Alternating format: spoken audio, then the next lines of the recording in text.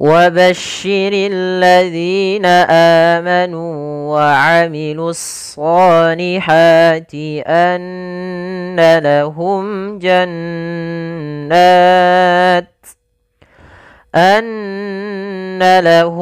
جنات تجري من تحتها الأنهار كلما رزقوا منها من ثمرة رزقا قالوا هذا الذي رزقنا من قبل وأتوا به متشابها ولهم فيها أزواج مطهرة وهم فيها خالدون.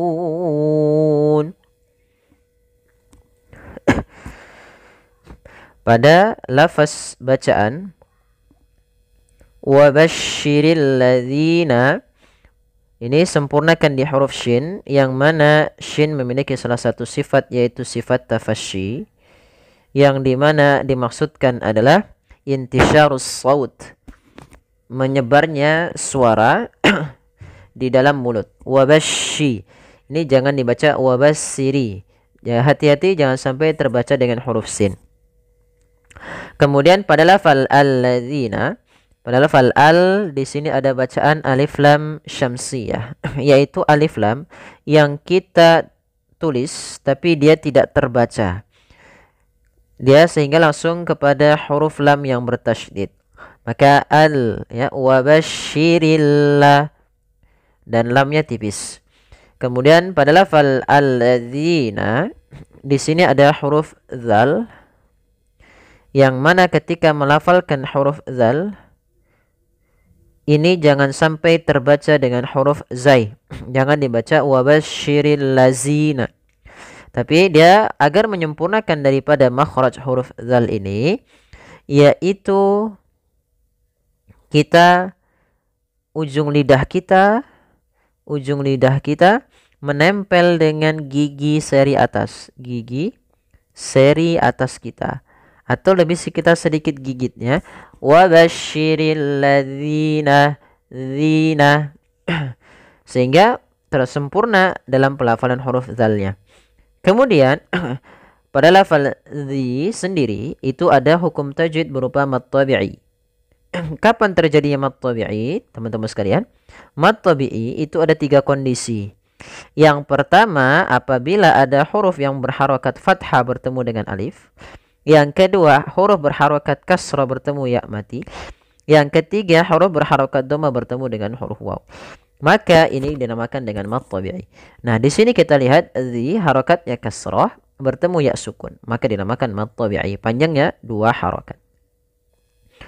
Kemudian pada lafal amanu, ada mad badal yaitu apa mad badal?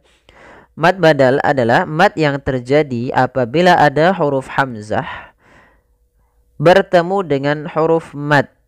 Nah, kemudian di sini yaitu huruf amanu. Pada dasarnya amanu, kemudian dia dibadalkan, diganti menjadi amanu, menjadi panjang.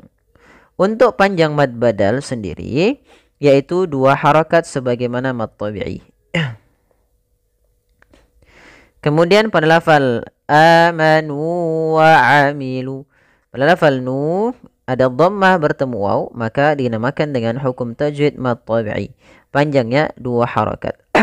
Kemudian di sini ada alif yang ditandai dengan sifar mustadir. Dimaksudkan adalah alifnya dianggap tidak ada, sehingga dia cukup panjang 2 harakat saja. Kemudian a jelaskan sifat ainnya, ya, jangan dibaca wa amilu, tapi dia a. Dan hati-hati jangan sampai masuk kepada rongga hidung, jangan wa tapi dia wa Kalau kita pencet hidung kita, itu suaranya tetap mengalir dan tidak berdengung. Kemudian wa amilus solihati. Kemudian di sini ada hamzah, ada alif yang kembali tidak dianggap, ada alif yang di atasnya sifar mustadir, tanda lingkaran kecil. Kemudian di sini alif yang berbentuk seperti ini tanda bahwasanya alif itu dianggap tidak ada dan berkaitan biasanya dengan alif lam. Maka di sini ada wa'amilus shalihat, yaitu ada bacaan alif lam syamsiyah. Alif lam syamsiyah. Apa itu alif lam syamsiyah? Yaitu alif lam yang dia ditulis tapi tidak dibaca sehingga langsung kepada huruf shad. Kemudian pada lafal shad itu kita tebalkan wa amilus solihati, ya, ditebalkan huruf shadnya. Kemudian pada lafal shad sendiri ada mad tabi'i ditandai dengan adanya fathah bertemu dengan alif, panjangnya 2 harakat. Kemudian pada lafal solihati, lafal ha, ya, disempurnakan hanya, panjangnya 2 harokat, yaitu ditandai dengan adanya fathah bertemu dengan alif. Ketika ada fathah bertemu alif, maka panjangkan dia 2 harokat. Kemudian anna lahum jannat, pada bacaan anna ada hukum tajwid berupa bacaan gunnah. Apa itu gunnah? Maka teman-teman sekalian, gunnah yaitu terjadi ketika ada 2 huruf mim tasydid atau nun yang berharokat tasydid. Keduanya dinamakan dengan gunnah. Cara membacanya yaitu suara an-nya kita tahan.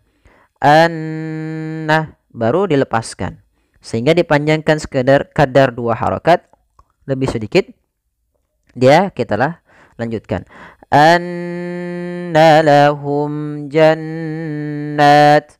Kemudian pada lahum jannat ada huruf mim mati, maka ini berkaitan dengan hukum mim yang mati.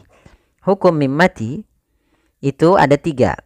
Nah, salah satunya adalah ikhfa. Nah, di sini bukan ikhfa syafawi. Maaf, kami salah dalam menulisnya. Di sini harusnya adalah izhar. Izhar syafawi. Ya, ini salah. Tidak dibaca dengan bacaan ikhfa syafawi, tapi izhar syafawi. Yaitu suara mimnya harus dibaca dengan jelas dan tidak boleh ditahan. Ditahan suara mimnya. Maka dia kita namakan dengan bacaan izhar syafawi. Suara mimnya harus dibaca dengan jelas dan tidak ditahan atau ditandai dengan gunnah. Misalkan anna lahum jannat. Nah, ini nggak boleh karena dia mimnya bertemu dengan huruf jim. Izhar syafawi kapan terjadinya? Yaitu ketika ada huruf mim bertemu seluruh huruf hijaiyah. Huruf hijaiyah keseluruhan, huruf hijaiyah kecuali 2 huruf, yaitu mim dan ba, maka ia tidak dinamakan dengan izhar. Tapi selain daripada ini dinamakan dengan izhar syafawi. Kemudian pada lafal jannatin tajri. Pada lafal jannat kembali ada nun bertaharukat tasydid, maka dinamakan dengan bacaan gunnah. Cara membacanya menahan suara nunnya. Jannah.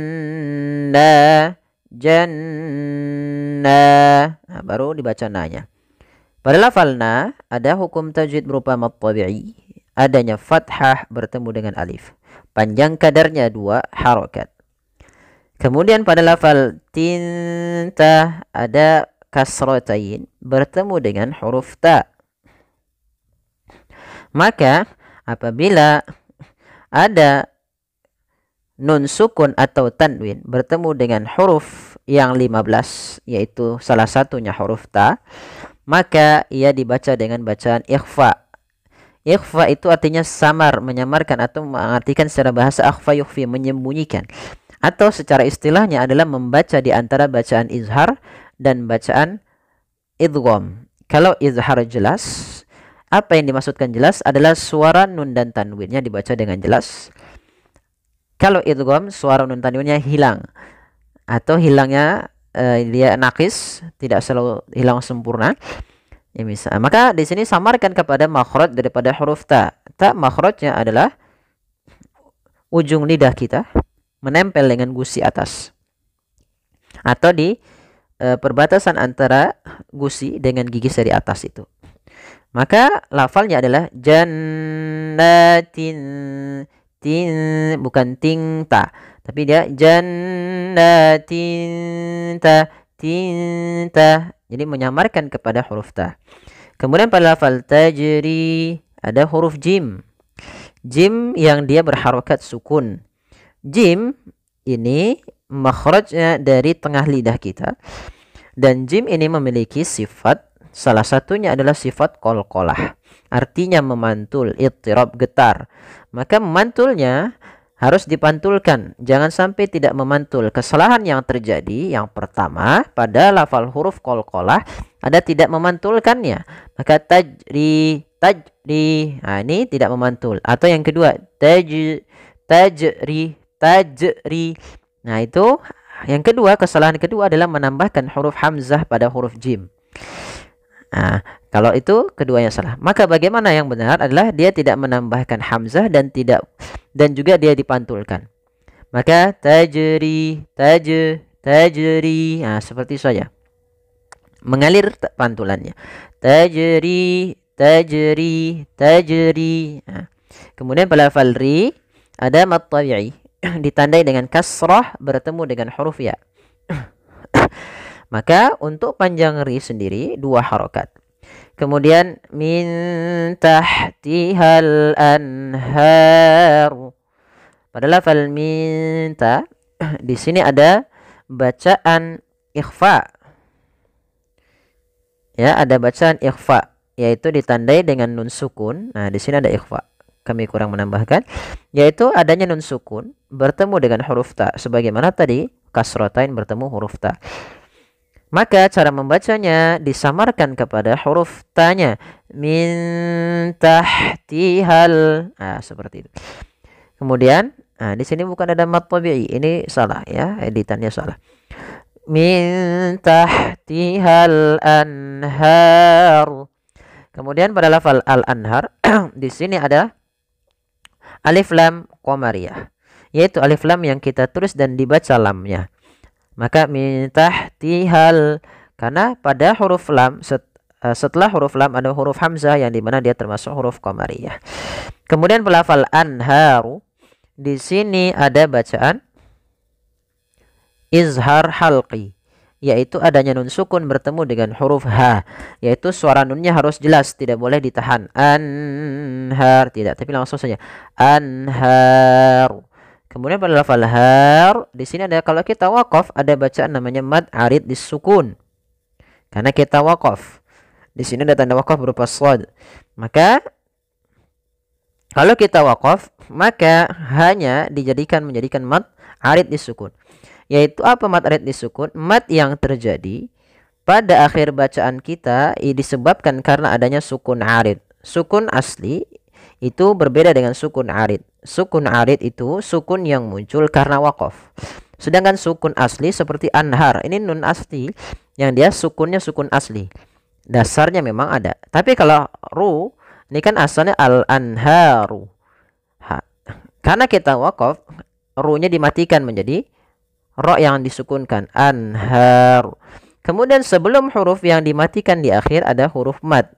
Maka bila kita mendapati dalam bentuk seperti ini, atau bisa kita sederhanakan istilahnya adalah apabila ada mad tabi'i di akhir bacaan, setelahnya ada huruf yang diwaqafkan, maka dinamakan dengan mad arid. Semoga ini membantu teman-teman ya. Maka seperti itu. Panjangnya berapa harokat? Boleh 2 harokat, boleh 4 harokat, boleh pula 6 harokat.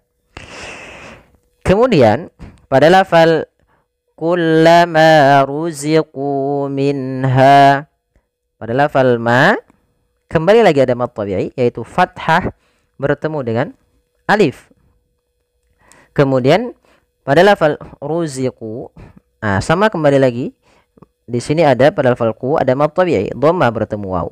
Alif dianggap tidak ada karena di sini tandai dengan sifar mustadir. Minha ada izhar halqi. Ya, di sini izhar halqi. Minha. Ada dua ada nun sukun bertemu dengan huruf H. Suara nunnya harus dibaca dengan jelas, tidak boleh ditahan. Mad tabi'i ada fathah bertemu dengan alif. Dua harokat. Min samaratir rizqa. Nah, kemudian di sini pada lafal min sa ada bacaan ikhfa, yaitu ditandai dengan nun sukun bertemu dengan huruf sa. Itu cara membacanya, samarkan nunnya kepada makhraj daripada huruf sa. Makhraj sa adalah ujung lidah menempel dengan gigi sari kita. Maka min sa, min samaratir rizqa. Kemudian pada lafal samarati ini ada kasratain bertemu dengan huruf ra. Maka dia cara membacanya yang kasratain dimasukkan ke huruf ra tapi tidak boleh ditahan. Maka dia langsung masuk. Nah, di sini kita namakan dengan idgham bila gunnah. Idgham masuk artinya memasukkan bila gunnah tanpa disertai dengan gunnah. Sehingga hanya masuk saja tanwinnya kepada huruf ra tapi tidak ditahan dengan gunnah. Maka samaratir rizqa. Nah, kemudian di sini kita juga namakan dengan idgham kamil karena masuknya nun dan tanwin itu secara keseluruhan. Kemudian rizqan qalu. Pada lafal riz ini sempurnakan daripada sifat zai, yaitu salah satu sifatnya adalah sifat jaharnya, tertahannya nafas tapi mengalirnya suara, yaitu sifat rokhawahnya. Rizqan qalu. Kemudian di sini pada lafal qanqalu ada fathatain bertemu dengan huruf qaf, dinamakan dengan bacaan ikhfa. Cara membacanya yaitu samarkan tanwinnya. Kami sampaikan bahwasanya tanwin itu adalah istilah untuk nun yang disukunkan. Tapi dia hanya suara atau lafaz, tidak ada tulisannya. Sehingga misalkan ban itu sama dengan ketika kita tulis dengan ba dan nun sukun, maka dinamakan nun sukun dan tanwin. Maka samarkanlah suara nunnya kepada huruf qaf. Maka rizqan qalu. Kemudian pada lafal qa ada mad tabi'i, fathah bertemu alif. Lu ada dhammah bertemu waw, mad tabi'i. Ha mad tabi'i lagi, fathah bertemu alif. Hadzal ladzi ruziqna. Kemudian pada lafal dzalladzi ini ada huruf za. Hati-hati jangan dibaca panjang, jangan hadzal. Meskipun di sini ada alif, akan tetap. Kenapa? Karena di sini setelahnya bertemu dengan alif lam syamsiyah sehingga langsung dimasukkan ke huruf tasydid. Kemudian hati-hati dalam melafalkan zal, jangan dibaca hazallazi, diganti dengan huruf zai, nanti merubah makna. Agar menyempurnakan daripada makhraj huruf zal, agar kita letakkan ujung lidah kita di gigi sari atas sehingga terbunyi dengan za yang sempurna makhraj dan sifatnya. Hadzalladzi ruziqna. Dzi sama, hati-hati. Kemudian di sini ada mad tabi'i kasrah bertemu dengan ya sukun. Panjangnya dua harokat. Ruziqna. Kemudian pada lafal qaf ada bacaan qalqalah. Yaitu suara qafnya dipantulkan. Kesalahan yang terjadi adalah dia tidak memantulkan. Misal ruzikna, ini tidak memantulkan. Harusnya ruziqna. Kemudian kesalahan yang kedua, yang pertama tadi ya tidak memantulkan, yang kedua ditambah hamzah ruziqna, qna. Itu ada tambahan hamzah mati. Harusnya tidak ada. Kemudian pada lafal na ada mad tabi'i, panjangnya dua harokat.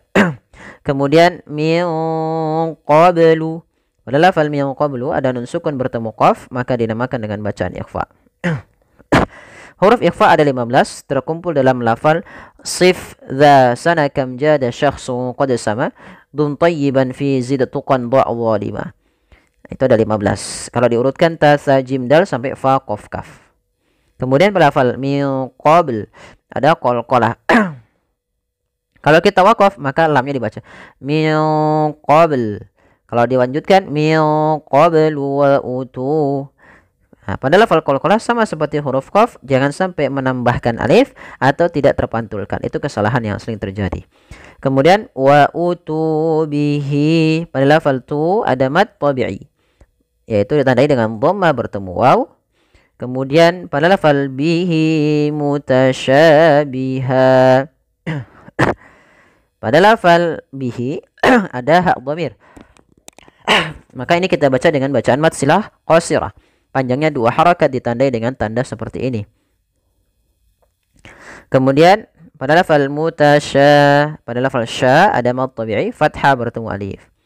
Kalau kita waqaf pada lafal mutasyabiha, di sini ada fathatain bertemu alif di akhir bacaan, maka dinamakan dengan mad iwad. Mad iwad. Sementara kalau dia baca ada tak marbutah, dia fathatain, maka dia nanti cara waqafnya bukan dipanjangkan. Misalnya syajarata, enggak, tapi dia dimatikan dengan huruf ha dhamir karena kaidahnya seperti itu di dalam bahasa Arab. Maka panjangnya 2 harokat di sini kita namakan tadi dengan bacaan